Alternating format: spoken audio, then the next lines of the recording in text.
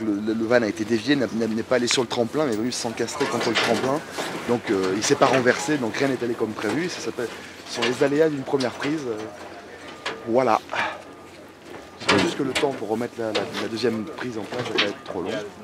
Et bon, c'est indiscutablement une première prise foirée.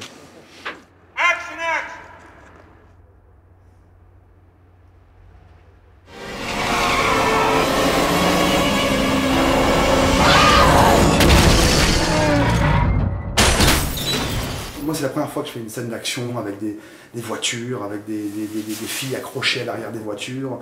C'est extrêmement pénible à tourner. C'est-à-dire que beaucoup plus que je ne l'imaginais d'ailleurs. Parce qu'en fait, ce sont des scènes qui sont très plaisantes à concevoir sur le papier, à storyboarder. Ça fait partie des rares scènes du film que j'ai storyboardées, pour des raisons évidentes, afin que tous les corps de métier engagés dans cette scène soient d'accord sur ce qu'on allait tourner.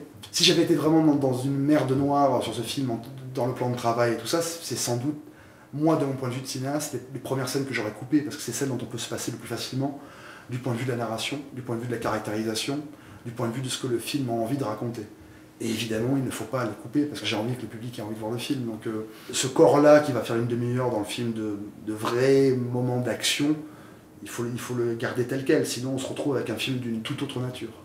Mais à la fois, je pense que ce qu'on tourne, c'est bien, j'ai l'impression que ça fonctionne, je trouve le boulot de chacun absolument remarquable. C'est peut-être ça aussi qui fait que j'ai pas infiniment de plaisir, c'est parce que je trouve que c'est des scènes sur le plateau qui sont pas tout à fait les miennes, quoi. Une fois que moi je les ai conçues, chaque corps de métier va apporter sa compétence pour faire que ça fonctionne.